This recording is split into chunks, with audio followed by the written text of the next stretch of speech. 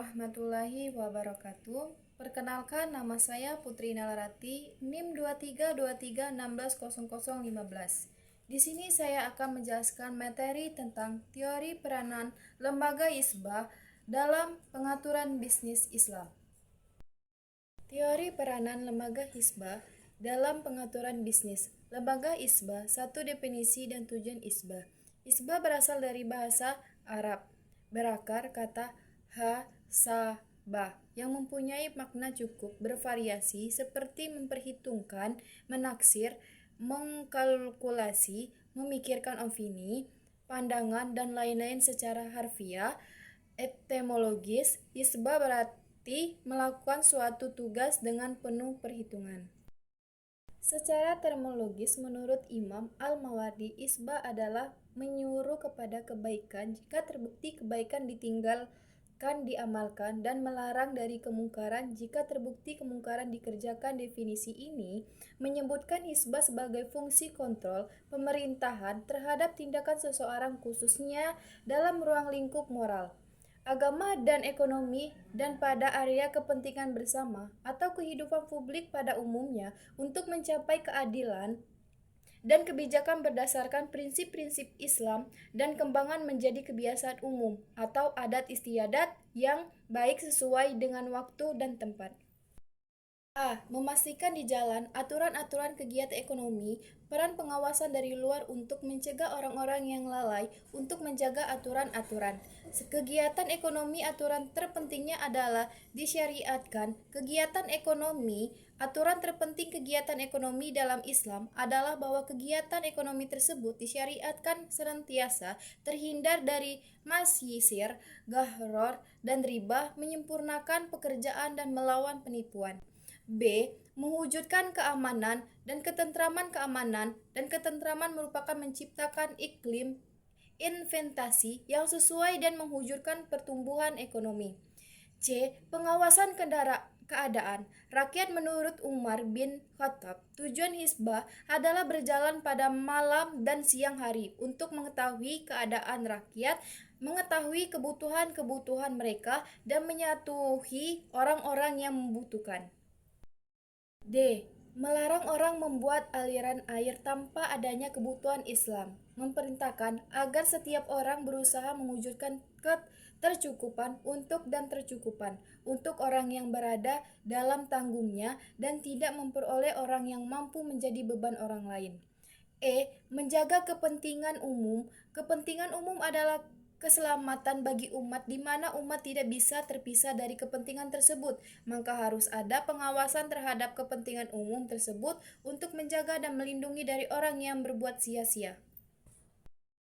Rukun hizbah. Berdasarkan definisi tersebut dijelaskan bahwa rukun hizbah ada 4, yaitu mustahsib, yaitu orang yang menjalankan tugas-tugas hizbah dan masyarakat dan negara Islam.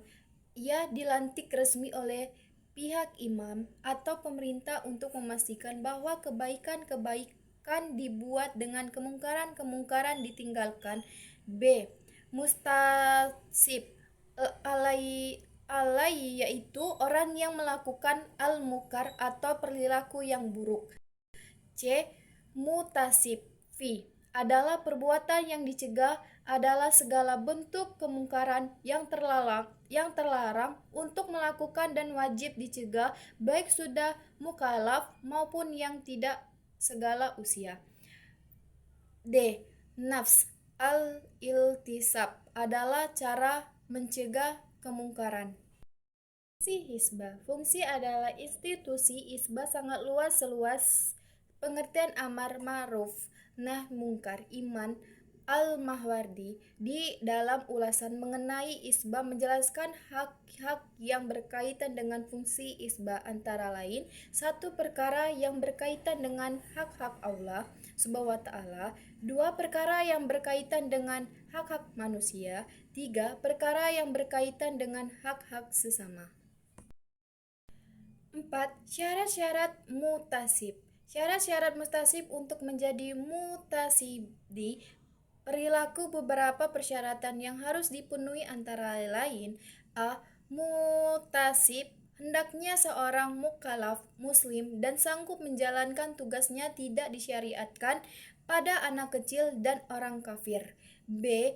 Mutasib, hendaknya bermain maka orang yang fasik tidak diperkenankan menjadi mutasib. C. Mutasib, hendaknya berlaku adil. D. Mengetahui dan memahami syariat Islam. E. Dapat dipercaya dalam menyampaikan kabar berita. B.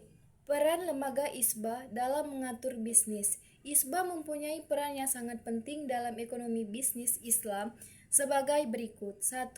Standarisasi mutu yang sangat cukup tinggi. Adanya Hisbah, maka dalam perdagangan harus tersedia barang-barang yang terbaiknya. Hisbah mengatur mutu barang yang ada di masyarakat, maka ketika ada penipuan atau kecurangan pada mutu barang yang dilakukan oleh produsen dengan mensalimin konsumen, maka petugas Hisbah harus bertindak. 2. Regulasi perdagangan lebih teratur. Hisbah melakukan pengawasan ketika ada kezaliman dalam perdagangan sehingga masyarakat akan berhati-hati dalam berdagang. Dengan adanya Al-Quran dan ketakutan pada Allah menjadi masyarakat lebih jujur dalam berdagang, jujur untuk menyediakan suplai barang, tidak dilakukan penimbunan barang yang menyebabkan peningkatan harga di masyarakat. Said bin al-Musyab dari Marbar bin Abdullah al-Addawi bahwa Rasulullah bersabda, tidaklah ada orang yang melakukan ikhtiar itu kecuali ia berdosa. 3. Terhindarnya ekonomi biaya tinggi. Regulasi yang teratur menyebabkan biaya yang rendah dan tidak menghindari pungutan liar oleh birokrat atau orang-orang yang ingin mengambil keuntungan di atas penderitaan orang lain. 4.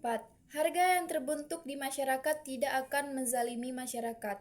Negara mempunyai hak kontrol dan mengatur harta serta keuntungan monopoli nasional, dan perusahaan yang mempunyai hak monopoli dilindungi sebagai langkah ekstrim. Karena menurut Al-Quran, seorang pemilik yang sah dari perusahaan bukanlah satu-satunya orang yang bisa menggunakan, dan adanya Hisbah akan pelindungan masyarakat dari harga yang menceklik yang umumnya dilakukan oleh perusahaan yang bermain secara monopoli. 5. Kesejahteraan masyarakat akan lebih metara ketika barang yang dibutuhkan masyarakat tersedia secara cukup dengan harga yang layak, akan membuat masyarakat jauh dari kemiskinan dan dekat dengan kesejahteraan pendapat, dan kepemilikan barang atau distribusi akan merapat sehingga kecemburuan sosial dapat dicegah. C. Lembaga Hisbah di Indonesia. Secara etimologis, wilayatul hisbah berasal dari dua kata, al-wilayah dan al-hisbah. Kata al-wilayah adalah bentuk masdar dari yang makna dasarnya menguasai, mengurus, memerintah dan menolong. Sementara kata hisbah kasrah menurut bahasa berasal dari kata dengan berbagai bentuk masdar. Kata ini memiliki variasi makna sesuai dengan konteks. 1. Menentang. 2. Menguji. 3. Menertibkan, mengurus, dan mengawasi. 4. Perhitungan dan perhatian. Sedangkan secara etimologis, Hisbah menurut Abu Hasan al-Mawardi dan disempurnakan oleh ulama-ulama sesudahnya seperti Al-Syarizir, Ibn al-Huwah, Al-Ghazali, Ibn Khaldun, dan Ibn Taimiyah. Hisbah ialah dikerjakan dan melarang dari kemungkaran jika terbukti kemungkaran dikerjakan. Menurut Al-Farqi, wilayatul hisbah yaitu menyuruh perbuatan baik apabila nyata perbuatan itu ditinggalkan dan melarang perbuatan mungkar apabila nyata perbuatan itu dikerjakan. Ini mengendaliasi wilayah. Hisbah merupakan jabatan keagamaan yang mencakup menyuruh perbuatan baik dan melarang perbuatan mungkar, di mana kewenangan ini merupakan kewajiban untuk menegakkan atau melaksanakan bagi orang tersebut yang diyakini bahwa ia mampu untuk melaksanakan hal tersebut. Definisi ini merujuk kepada teori dalam teks kitab. You, oh, oh, you, oh, oh, you, oh, oh, yeah. You, oh, oh.